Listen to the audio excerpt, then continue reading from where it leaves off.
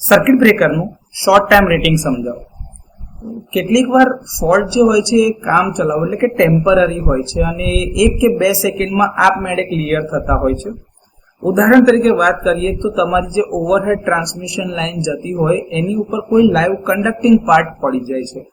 હવે એના ઉપર પડ્યા પછી તરત જાતે જ નીચે પડી જાય છે. તો આ જે ટૂંકા સમય દરમિયાનમાં એટલે કે આ 1 કે 2 સેકન્ડ દરમિયાનનો જે આ તમારો ટ્રાન્ઝિયન્ટ પીરિયડ છે એમાં સર્કિટ બ્રેકર ટ્રીપ થતું નથી.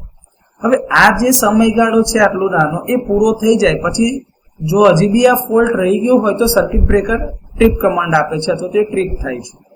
તેથી સર્કિટ બ્રેકરના જે કોન્ટેક્ટ છે ચોક્કસ સમય માટે ફોલ્ટ કરંટનો સામનો કરવા માટે સક્ષમ હોવા જોઈએ. હવે સર્કિટ બ્રેકરનું જે આ શોર્ટ ટાઈમ રેટિંગ છે એ મુખ્યત્વે 2 પરિબળ પર આધાર રાખે છે. એક છે કે આ જે કોન્ટેક્ટ છે એ આવા ફોલ્ટ વખત દરમિયાન ઉત્પન્ન થતા ઇલેક્ટ્રોમેગ્નેટિક ફોર્સ એટલે કે બળનો સામનો કરવાની ક્ષમતા રાખતા હોવા જોઈએ. અને બીજું કે એ દરમિયાન જે તાપમાનમાં વધારો થતો હશે શોર્ટ સર્કિટના કારણે જે હીટિંગ પ્રોડ્યુસ થતું હશે એ વધારાનો સામનો કરવાની પણ એમની ક્ષમતા હોવી જોઈએ.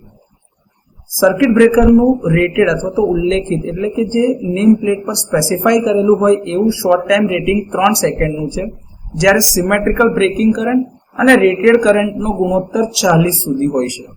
હવે જો એ ગુણોત્તર 40 કરતા વધી જાય તો આ શોર્ટ ટાઈમ રેટિંગ 1 સેકન્ડનું હોય છે.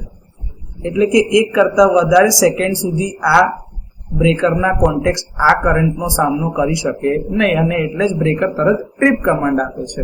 એટલે કે 1 સેકન્ડમાં ઓપરેટ થાય. 1 સેકન્ડ એટલે કે 1000 મિલી સેકન્ડ.